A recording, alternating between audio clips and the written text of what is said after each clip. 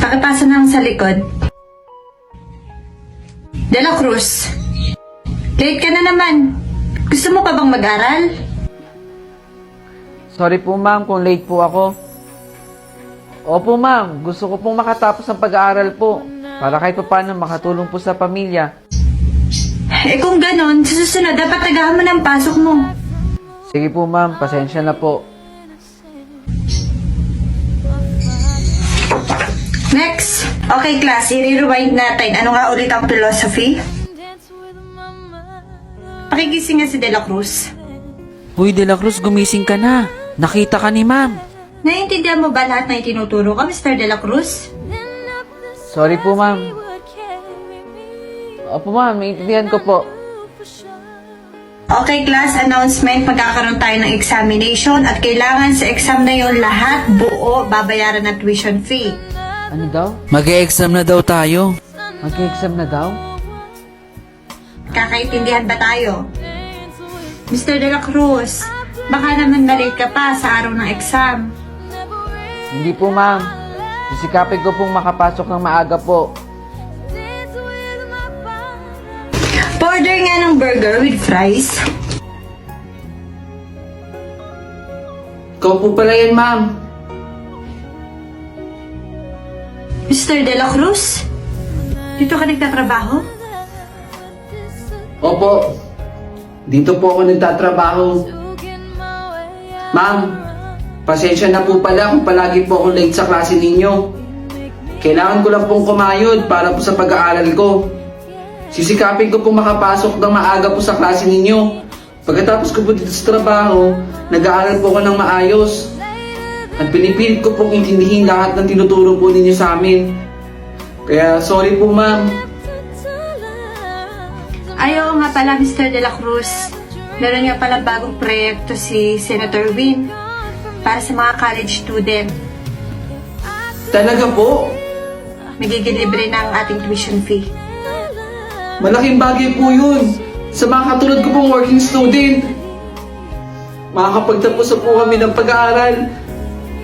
Dahil gusto ni Senator Win na makapagtapos ang bawat batang Pilipino ng pag-aaral. Sige, kunin mo na yung test paper mo na yan. De La Cruz! Ma'am! Anong oras na? Late ka na naman. Sorry po, ma'am. Lagi na lang ba ganyan sa klase ko? De La Cruz, wag mong ugaliin na lagi ka nalilate. Kasi malaking epekto yun sa attendance mo.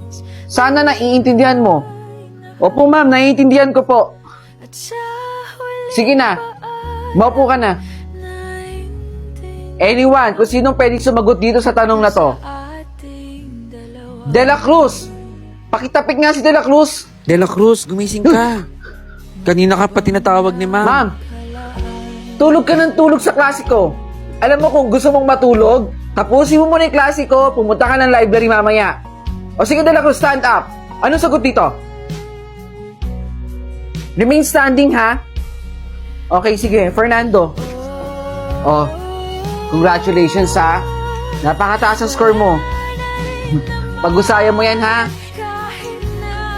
De La Cruz. Ma'am? Ano ba nangyayari sa'yo, De La Cruz? Alam mo ba na kung ano ang ginagawa niyo sa klase ko, yun din na magiging resulta ng grades ninyo. Ang baba ng score mo. Huwag ka nang aasa na papasa ka sa akin, ha? Baka umulit ka lang sa subject ko. Oh, Fernando. Class, ang lahat na nakakuha ng mga mababang score, magkita-kita tayo bukas sa for remedial. De La Cruz. Sige po, ma'am. Pag-uusayan ko na lang po ulit. Cuaderno. Present po. De La Cruz. Ma'am, wala po siya.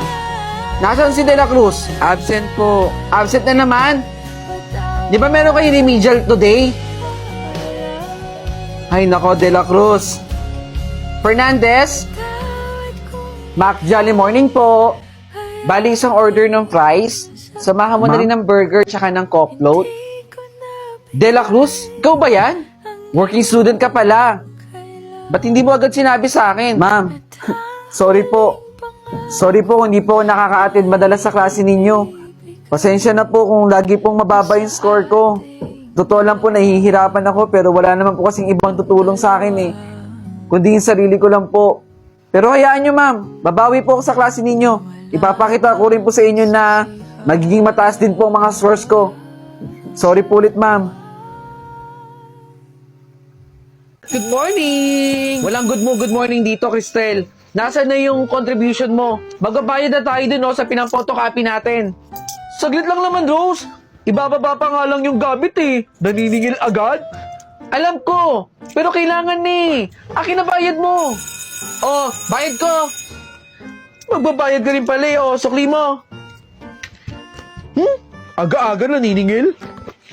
Magbabayad din pala eh. Ma'am, may assignment po tayo, di ba? Lo, pinaalala pa ni Rose yung assignment. Bakit, Cristel? Totoo naman ah. Basta Rose ang pangalan, bida-bida eh, no? Tama! Anong bida-bida dun? Gumawa ko na assignment tapos hindi kayo papasa? Wala tuloy ako may pasang assignment. Paano bida-bida si Rose? Ipasa nyo na inyo, hoy! Hala, tapang nyo! Saglit! Ano na naman yun? Mali ako dito sa number 3, pero ikaw tama? Hala, malay ko sa'yo! Ma'am, di ba mali po yung letter C? Yung po kasi yung sagot ko eh. Mali yung letter C. Oh, mali ka dito ha. Ayaw talaga niyang malamangan. Ito pa. Sino nagtago ng cellphone ko dito? Nandito lang yung sa bag ko na to eh. Ilabas yun na. Kayo na pa ako naghahanap dito ng cellphone ko oh. Susumbong kayo sa mami ko ha. Kala nyo magandang biro yun ha. Ilabas yun na. Hoy guys, ilabas yun na yung cellphone nito. Iyak na. Hayaan natin pagalitan ng nanay niya. Bida-bida kasi yun eh. Oh, bakit hawak mo yung cellphone ko, Cristel? Meron lang akong ginagawa, Rose. Anong ginagawa mo?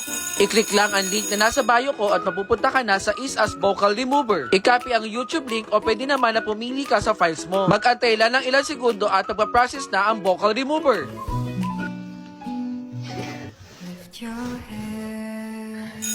Tama! Kailangan natin to, di ba?